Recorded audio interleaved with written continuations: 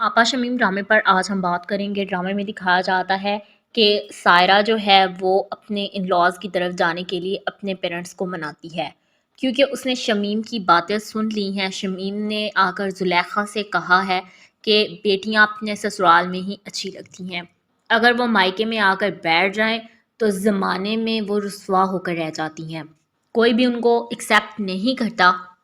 اور اسپیشلی وہ بیٹیاں جن کو طلاق ہو جاتی ہے یا جو اپنے باپ کے ہی گھر میں آ کر پڑی رہتی ہیں شادی کے بعد، ان کو تو زمانہ بہت بدکار اور بہت ظالم سمجھتا ہے، پھر وہ زمانے میں جی نہیں سکتی۔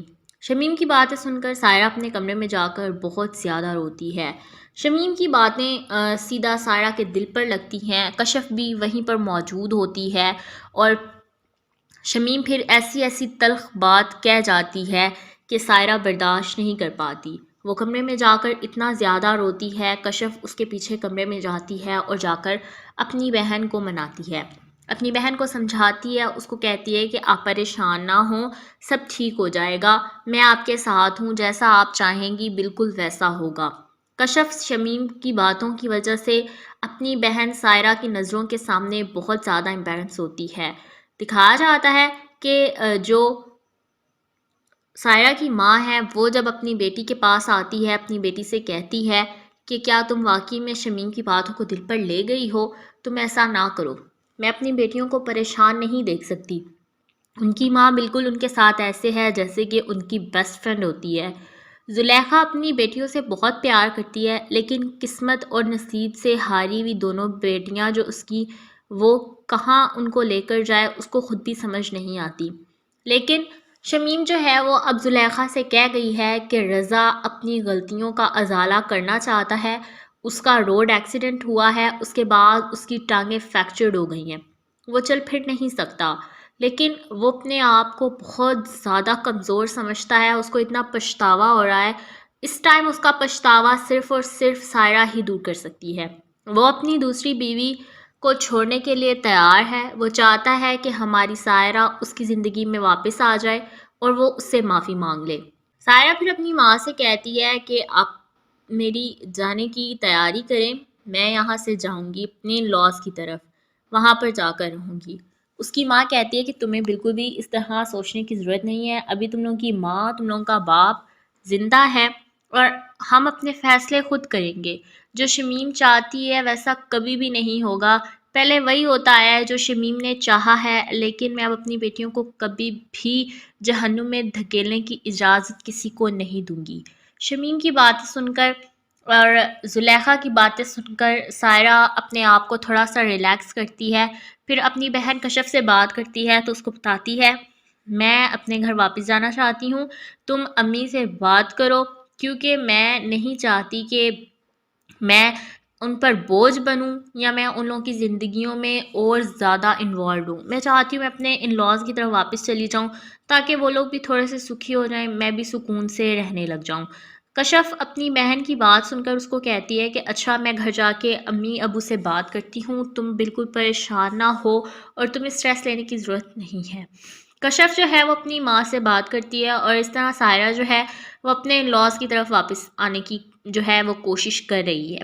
آپ کو بتاتے چلیں کہ جو شمائلہ ہے، رضا اس کو بنا بتائے اپنے پیرنٹس کی طرف آ کر رہنے لگ گیا ہے، کیونکہ اس کا روڈ ایکسیڈنٹ ہوا ہے، اس کی کنڈیشن اس طرح کی نہیں ہے کہ وہ اکیلے جو ہے اپنا سیٹ اپ سارا کرے، اپنے آپ کو مینیج نہیں کر پا رہا۔ اس کے پیرنٹس جو ہیں اس کو کہتے ہیں کہ ہم تمہیں یہاں سے کہیں بھی نہیں جانے دیں گے، تم یہاں ہمارے گھر پر رہو گے۔ اس کی ماں، اس کے باپ نے اپنے بیٹے رضا کو معاف کر دیا ہے اور رضا نے ان سے معافی مانگ لی ہے۔ شمائلہ اب آتی ہے اور بہت زیادہ میس کریٹ کرتی ہے، وہاں پر رضا اس کو کہتا ہے کہ تم یہاں سے چلی جاؤ، میں تمہیں ڈائیورس دے دوں گا۔ شمائلہ رضا سے کہتی ہے کہ میں نے تم سے محبت کی شادی کی ہے، تم میرے ساتھ ایسے نہیں کر سکتے۔ تو رضا اس کو کہتا ہے کہ میں نے تم کو اپنی بیوی بنانے کی کوشش کی، میں نے تمہیں اپنے خاندان میں لایا، میں نے تمہیں عزت دی، لیکن تم اس قابل نہیں تھی، تم نے الٹا صرف میری جائیداد، میری دولت، میرے بزنس پہ نظر رکھی، تم یہ سب کچھ حاصل کرنا چاہتی تھی، تم مجھے تو حاصل کرنا ہی نہیں چاہتی تھی۔ شمائلہ رضا کی باتیں سن کر اتنی حیران ہو جاتی ہے، کہتی ہے کہ تم میرے بارے میں یہ سب کچھ سوچتے ہو؟ تو رضا کہتا ہے میں سوچتا نہیں ہوں، مجھے تم پر پورا یقین ہے۔ تم ایک عیاش لڑکی ہو اور تم چاہتی ہو کہ بس تم میرے پیسے پر عیش کرو، یہ میں ہرگز ہونے نہیں دوں گا۔ تم کبھی بھی میرے پیرنٹس کی رسپیکٹ نہیں کر سکی، نہ تم نے کبھی میری رسپیکٹ کی۔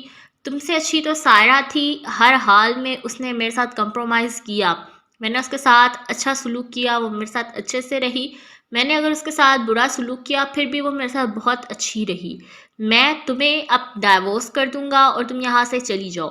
شمائلہ غصے سے رضا کے کمرے کا دروازہ بند کرتے ہوئے باہر نکل جاتی ہے اور جاتے ہوئے اس کی ماں کو کہتی ہے یہ سب کچھ آپ نے کیا ہے، آپ کا کیا درا ہے، میں آپ کو کبھی بھی معاف نہیں کروں گی۔ شمائلہ کی ساس اس کو کہتی ہے کہ تم نے اور تمہارے شوہر نے اس گھر میں سیٹ ہونے کے لیے جو ہم سے جھوٹ بولا تھا بچے کا، وہ آج سب کچھ سامنے آ چکا ہے۔ شمائلہ جو ہے پھر وہ اپنی ساس سے کہتی ہے کہ میں تو آپ لوگوں کو اولاد نہیں دے سکی، لیکن کیا سائرہ آپ لوگوں کو وہ خوشی دے سکی ہے؟ نہیں، اس کا بچہ بھی اس دنیا سے جا چکا ہے۔ شمائلہ کی ساس اس کی بات سن کر اس کو کہتی ہے کہ تم یہاں سے چلی جاؤ، ورنہ مجھ سے برا کوئی بھی نہیں ہوگا۔ آپ کو بتاتے چلیں کہ عبدالباری کو اپنے آفس میں پروموشن ملی ہے اور اس کو نئی گاڑی، نیا گھر ملا ہے، جس کو سیلیبریٹ کرنے کے لیے کشف اور عبدالباری جو ہیں وہ ایک ریسٹورنٹ جاتے ہیں۔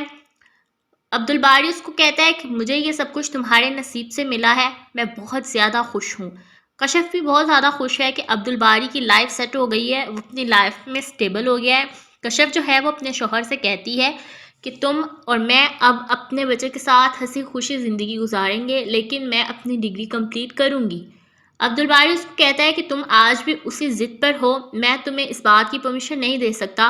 ہاں، اپنی ڈیلیوری کے بعد بے شک تم اپنی جو باقی کی سٹڈیز رہ گئی ہیں اس کو، اپنی پریکٹس کو، اپنی جاب کو کنٹینیو کر لینا، اپنا ہاسپٹل بنا لینا، مجھے کوئی ایشو نہیں ہوگا۔